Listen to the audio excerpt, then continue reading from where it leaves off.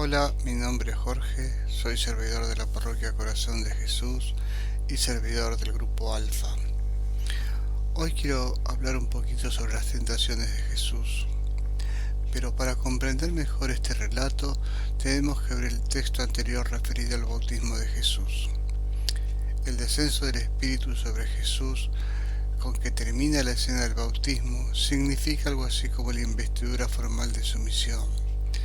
Este hecho es una analogía con la unción de los reyes y sacerdotes de Israel al ocupar su cargo. En el Antiguo Testamento, la unción era el signo visible de la concesión de los dones del Espíritu de Dios necesarios para su misión.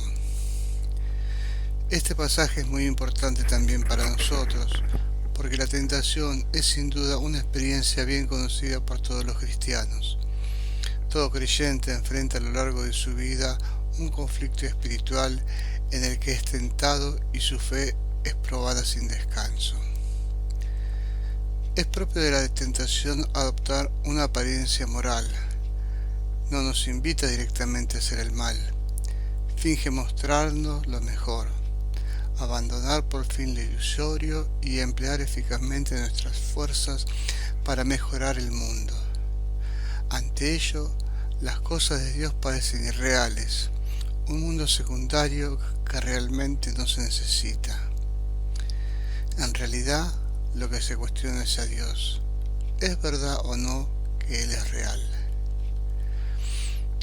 El mismo espíritu que descendió sobre Jesús en el bautismo ahora lo impulsaba al desierto de la tentación.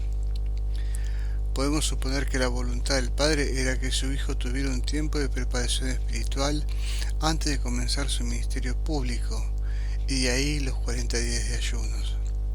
Satanás aprovechó ese tiempo para tentar a Cristo.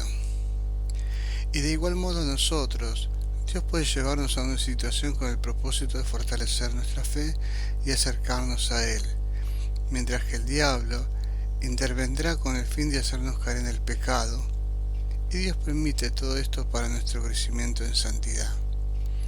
En el camino que Dios ha preparado para sus hijos, encontraremos muchos enemigos, pruebas y tentaciones, especialmente cuando nos disponemos a servir a Dios. Pero resulta reconfortante saber que Jesús ya atravesó ese desierto antes que nosotros, y ahora nos conduce a través de Él, de tal modo que solo tenemos que seguirle. Y la forma de superar la tentación no es buscar un lugar separado, sino vivir en íntima comunión con Dios. Por eso, el diablo en sus ataques más fuertes contra el hombre busca aquellos momentos en los que nos encontramos debilitados, angustiados o cansados. Que Jesús pudiera ser tentado nos indica la soberbia de Satanás o de la gran tentación de Satanás de hacer pecar a Dios. La tentación de Jesús fue real, y con esto nos surge una pregunta: ¿qué pretendía el diablo? El diablo quería que Jesús, siendo hombre, no se sujetara a Dios, viviera de forma independiente de Él, desconfiara de Él, le tentara y dejara de adorarle. Veamos las tentaciones. La primera: si eres hijo de Dios, di que estas piedras se convierten en pan. Volvemos a escuchar estas palabras a los que se burlaban de Jesús al pie de la cruz. Si eres hijo de Dios, baja de la cruz. Aquí se superponen la burla y la tentación. Para ser creíble, Jesús debe dar una prueba de lo que dice ser. Este pedido de prueba acompaña a Jesús durante toda su vida, a lo largo de la cual se le echa en cara repetidas veces que no da prueba suficiente de sí. Y esta petición se la dirigimos también nosotros a Dios, a Cristo y a su iglesia a lo largo de la historia. Si existís, Dios, tenés que mostrarte. En esta primera tentación se trata del hambre de Jesús mismo. Así lo ve Lucas. Dile a esta piedra que se convierta en pan. Lucas capítulo 4 versículo 3. Pero Mateo interpreta la tentación de un modo más amplio. ¿Qué es más trágico? ¿Qué se opone más a la fe en un Dios bueno y a la fe de un Redentor de los hombres que el hambre de la humanidad? O sea, el primer criterio para identificar al Redentor ante el mundo y por el mundo debe ser que le dé pan y acabe con el hambre de todos. Cuando el pueblo de Israel vagaba por el desierto, Dios lo alimentó con el pan del cielo, el maná. Jesús, si era el Mesías, tenía que alimentar a todos. Entonces querían poder reconocer en eso, en acabar con el hambre, una imagen del tiempo mesiánico. ¿Puede llamarse Redentor a alguien que no responde a este criterio? ¿Que no acaba con el hambre del mundo? Pero no se debería hacer lo mismo a la iglesia. Si querés ser iglesia de Dios, preocupate ante todo del pan para el mundo. Lo demás viene después. La respuesta de Jesús no se puede entender solo a la luz del relato de las tentaciones. El tema del pan aparece en todo el Evangelio y hay que verlo en su amplitud. Hay otros dos grandes relatos relacionados con el pan de la vida de Jesús. Uno es la multiplicación de los panes para los miles de personas que habían seguido al Señor en un lugar desértico. ¿Por qué se hace en ese momento lo que antes se había rechazado como tentación? Este milagro de los panes tiene tres partes: la búsqueda de Dios, el pan que se pide a Dios y por último, la mutua disposición a compartir. Escuchar a Dios se convierte en vivir con Dios, llevar la fe al amor, al descubrimiento del otro. Jesús no es indiferente al hambre de los hombres, a sus necesidades materiales, pero las sitúa en el contexto adecuado y les concede la prioridad de vida. El segundo relato sobre el pan remite a la última cena, donde el pan se convierte en la Eucaristía de la Iglesia, y el milagro permanente de Jesús sobre el pan. Jesús mismo se ha convertido en grano de trigo que muriendo da muchos frutos. Él mismo se ha hecho pan para nosotros y esta multiplicación del pan durará inagotablemente hasta el fin de los tiempos. De este modo, entendemos ahora las palabras de Jesús que toma del Antiguo Testamento para rechazar al tentador. No solo de pan vive el hombre, sino de toda palabra que sale de la boca de Dios. Si hubiera caído en esta tentación, Dios habría pasado a tener una importancia secundaria o directamente habría sido ignorado. Y nosotros también debemos tener presentes estas tentaciones, porque también a nosotros el diablo nos quiere llevar a pensar que somos autosuficientes, que no le necesitamos, que podemos depender de nuestros propios recursos, que no necesitamos escuchar su palabra ni regirnos por ella. Intentará también distraernos de nuestro verdadero llamamiento con cosas que son legítimas, pero que no pueden ser nuestro objetivo prioritario. Y también nos invitará a usar medios poco legítimos para conseguir atraer a las personas a Dios. En la segunda tentación, si eres hijo de Dios, échate abajo. Pero bueno, esta tentación y la otra la dejamos para una próxima charla. A continuación, el diablo le llevó a la santa ciudad, a Jesús, y lo puso sobre el pináculo del templo. Este debió de ser un lugar alto, desde el cual le podrían ver las multitudes. Una vez allí le sugirió que saltara para llegar al templo de una forma sobrenatural y así ser reconocido por todos como el Mesías. De esa manera sería admirado como quien está bajo la protección especial de Dios y sin duda sería recibido como quien viene con una comisión especial del cielo. En la tentación anterior, el diablo intentó llevar a Jesús a dejar de confiar y depender de su Padre y de su palabra. Como no consiguió su objetivo, su nueva estrategia es llevarlo al lado opuesto. Su razonamiento ahora es el siguiente: Puesto que confías tanto en Dios y en su palabra, entonces arrójate desde lo alto del templo, porque seguro que tu Padre velará por tu seguridad. Pero, ¿qué tiene de malo poner a prueba la palabra de Dios y la providencia de Dios? ¿No están para eso las promesas de Dios? Pero el hecho de confiar en Dios no significa que debamos cometer cualquier tipo de imprudencia. El Señor dijo que eso es tentar a Dios. Es un abuso de su relación filial. Por eso el Señor le contestó con las mismas palabras. Jesús le dijo: escrito está, no tentarás al Señor tu Dios. Y el trasfondo de la cita usada por Jesús la encontramos en la historia de Israel en el desierto. Cuando el pueblo llegó a Refidim, encontró que no había agua y nuevamente murmuraron contra Dios. En lugar de responder con una actitud de confianza en Dios, reaccionaron con actitudes de incredulidad y desafío, poniendo en duda la presencia y las promesas de Dios. Y tentaron a Yahvé diciendo: ¿está pues Yahvé entre nosotros o no? Éxodo 17:7. En lugar de confiar en Dios, trataban de obligarle a hacer lo que ellos querían. Era una especie de chantaje moral. Si Dios nos ama, nos dará lo que queremos. Y si Jesús hubiera asaltado el templo, eso sería interpretado de la misma manera. ¿Dios está conmigo o no?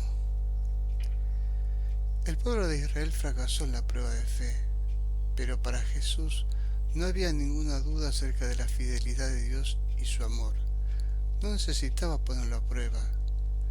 Siempre es un pecado poner a prueba a Dios para ver hasta dónde podemos obligarle a actuar. La propuesta de Satanás era que llamara la atención de la gente mediante el espectáculo milagroso. Pero el reino de Dios no se establece sobre la base de milagros y espectáculos, sino sobre la gracia y la misericordia de Dios, sobre el quebrantamiento del orgullo y el arrepentimiento, sobre la conversión y la fe en Cristo. Establecer su reino sobre cualquier otro fundamento sería una terrible equivocación que no cambiaría nada la situación del hombre. La fe, que no puede creer sin recurrir a sensaciones y experiencias extraordinarias, no es verdadera fe, y en el momento de la prueba se desvanecerá. La tercera tentación es: todo esto te daré si postrado me adorares. El diablo le estaba ofreciendo el gobierno de todos los reinos de este mundo a cambio de su adoración.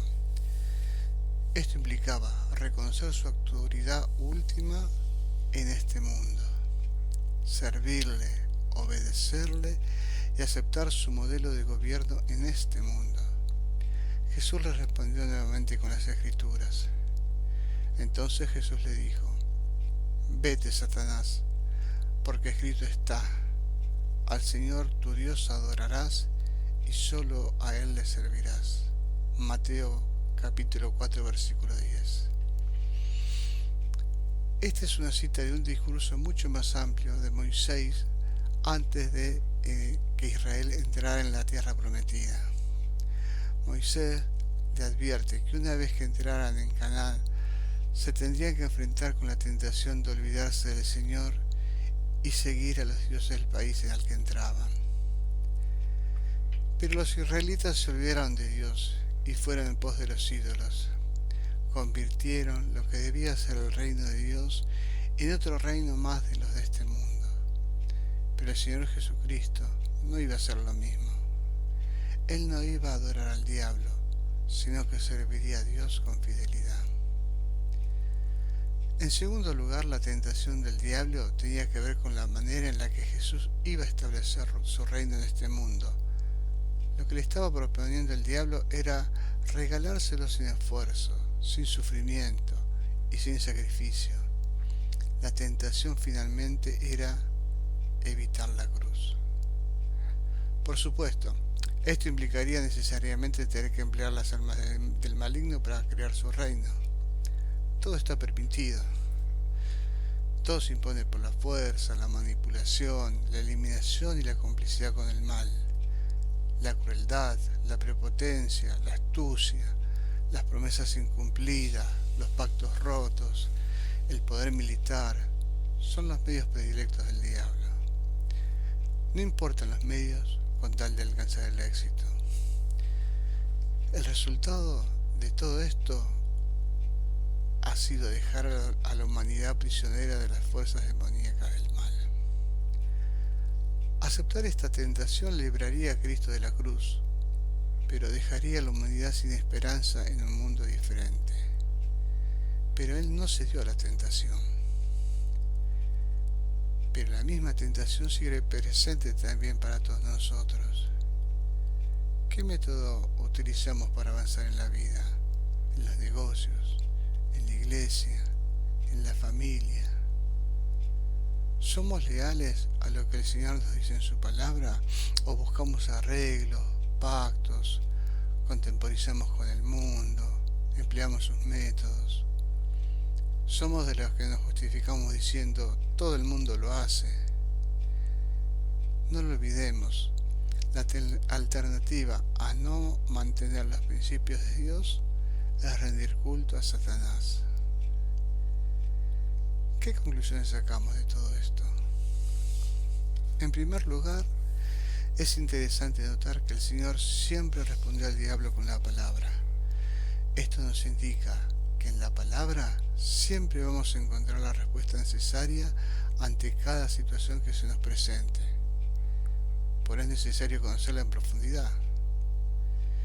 En cuanto a lo que las tentaciones supusieron para el Señor Jesús en el orden personal, hemos visto que el diablo tentó para que se comportara de forma autosuficiente, que no dependiera de Dios.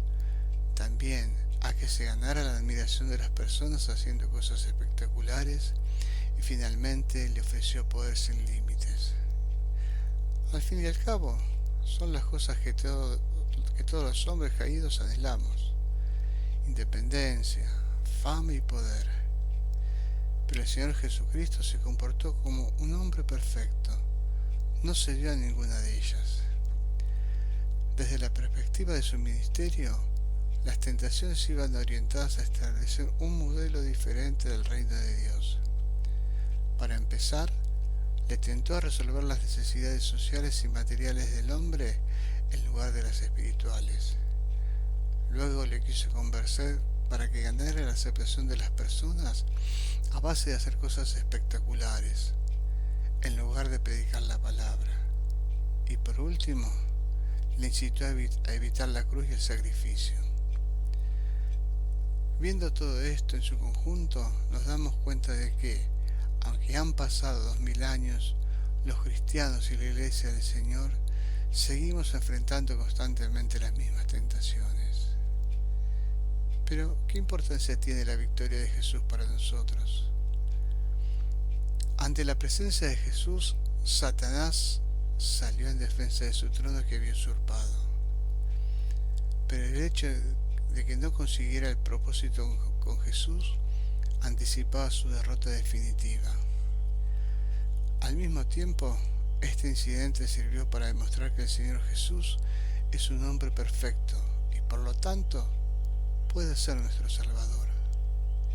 Si hubiera cedido alguna de las tentaciones, habría quedado definitivamente descalificado por esta tarea tan importante. Y el hecho de que el Señor Jesús pasó por estas tentaciones lo capacitó para que ahora pueda ser nuestro sumo sacerdote, al que todos podamos recurrir en cada situación sabiendo que Él nos entiende.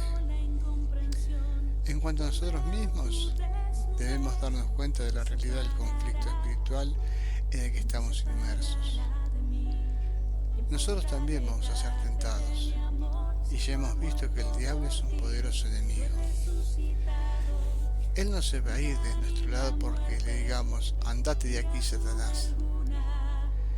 Esta no es la solución. Lo único que nos librará de Él es nuestra confianza en Dios y la sujeción a su palabra, junto con un firme deseo de apartarnos del pecado en todas sus formas. porque mientras sigamos acariciando alguna de las sugerencias del diablo, ¿acaso la tiniebla? Si yo muerto por ti, ¿quién te podrá separar de mí? ¿Acaso la muerte si yo morí por ti? ¿Quién te podrá separar? ¿Te podrá separar de mí? ¿Quién te podrá separar de mí? Si yo he muerto en la cruz por ti, ¿quién te podrá separar? ¿Quién se atreverá a acusarte delante de mí? ¿Quién te podrá separar de mi amor? ¿Quién te podrá acusar delante de mí? ¿Quién te podrá separar de mí? ¿Quién te podrá separar de mí? ¿Quién te podrá acusar delante de mí? ¿Quién te podrá